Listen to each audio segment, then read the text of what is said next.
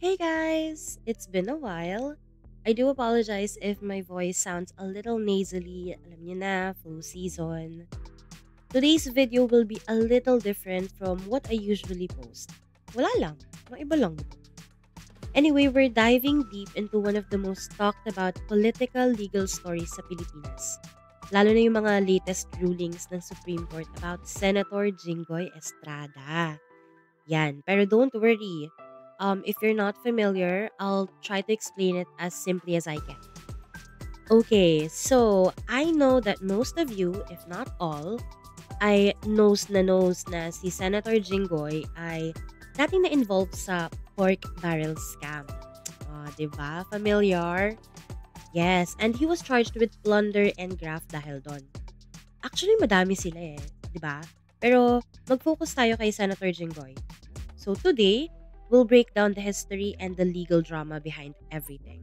So grab your snacks, your drinks, let's dive in. So before tayo sumabak sa political tea, rewind muna tayo ng konti. Back in the day, meron tayong tinatawag na PDAF or yung Priority Development Assistance Fund. Okay, so basically, pambayad yan for community projects like schools, roads, health centers, pangtulong sa constituents. In theory, maganda siya, di ba? Nakakatulong. Pero syempre, dahil nasa Pilipinas tayo, kung may budget, unfortunately, may temptation. And eventually, lumabas yung dark side nito. So, nandyan yung mga fake projects, ghost NGOs, at yung pondo, pumupunta na pala sa pockets ng mga piling tao instead of public services. So, imagine, pera na dapat pang school supplies or barangay clinic supplies, napunta sa, yeah, you already know. 'Di ba? Classic expectation versus reality. Pero, ang mas masakit doon, pera kasi natin yun. Yee, sounds familiar ba? Then boom, PDAP scandal. Kasi whistleblowers came forward, media coverage exploded, ang lahat ng tao nagising sa katotohanan na, ay, grabe nawawala yung pera ng bayan ng ganito. Ganon. Isa sa mga prominent na pangalan na lumutang during that time was Senator Jinggoy Estrada's name. He was accused of receiving kickbacks through bogus NGOs. Cited sa Supreme Court records mismo yan. And yung public reaction, syempre nagalit sila, te. As in collective WTF energy ng buong Pilipinas.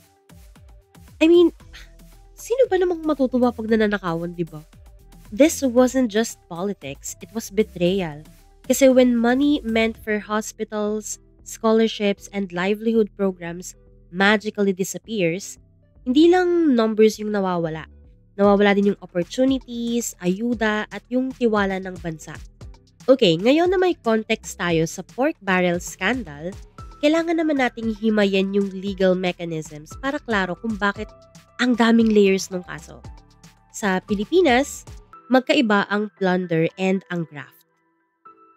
Ang plunder, yan yung big-time corruption mga te. Accumulation of ill-gotten wealth worth 50 million pesos and above. Usually involving high-ranking officials and systemic abuse of power.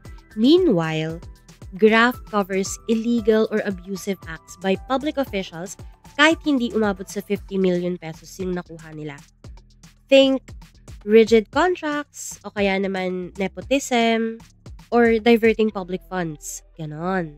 And sa kaso ni Senator Jinggoy Estrada, mahalagang timeline to. So, nung January 2024, inakwit siya ng Sandigan Bayan sa plunder dahil sa reasonable doubt. Then, August 2024, na-reverse din yung conviction niya sa isang direct bribery at dalawang indirect bribery counts. By November 27, 2024, kinumpirma ulit ng court yung acquittal, ruling na reopening the bribery case would violate double jeopardy, meaning hindi pwedeng litisin ulit ang parehong offense once acquitted. Pero the thing is, kahit cleared siya sa plunder and bribery, hindi automatic white clean ang lahat. Meaning, yung hiwalay na graft charges can still proceed. At yung mismo ang sinelyuhan ng Supreme Court recently. Plunder and graft are independent, so even after an acquittal in one, the other case can continue. In short, kahit may acquittal moment ka, hindi ibig sabihin tapos na. Kasi minsan, sa labas ng courtroom, may isa pang kasong naghihintay and doon, sinusubo kung talagang may accountability.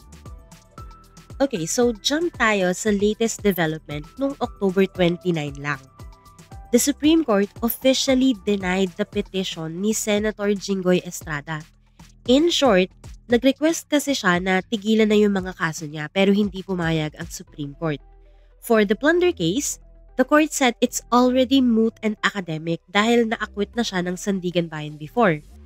So yun, wala nang plunder case na ipupush doon. Honestly, nakakalungkot pero here's another important part. Yung graft charges niya, tuloy. The Supreme Court ruled na hindi porket na-dismiss or na-acquit ka sa plunder, automatic, damay na pati yung graft. Magkaiba silang charge, magkaibang legal issue, kaya may hiwalay pang laban para sa graft. So, bottom line, kahit cleared si Senator Jinggoy sa plunder, hindi pa tapos ang kwento. May ongoing graft trial pa siya sa Sandigan Bayan and the justice system basically said may due process pa, so proceed. At the end of the day, the question remains, fair ba talaga yung sistema? Sure, may reforms. Yes, may mga panalo sa transparency and accessibility. Pero may mga butas pa rin kasi, lalo na kapag malalaking pangalan yung involved. So, paano natin masisigurong justice is truly served? Hindi lang sa headlines, pero sa buong proseso. Hindi lang sa mga big-time cases, pero para sa mga ordinaryong Pilipino na walang abogado, walang connection, walang media coverage. Paano? Kasi every time may ganitong kaso, hindi lang pangalan ng politician ang nakataya. Tiwala rin ng publiko sa gobyerno. And when trust breaks, apektado ang lahat. Economy, governance, at yung future ng bansa. Ikaw, ano sa tingin mo?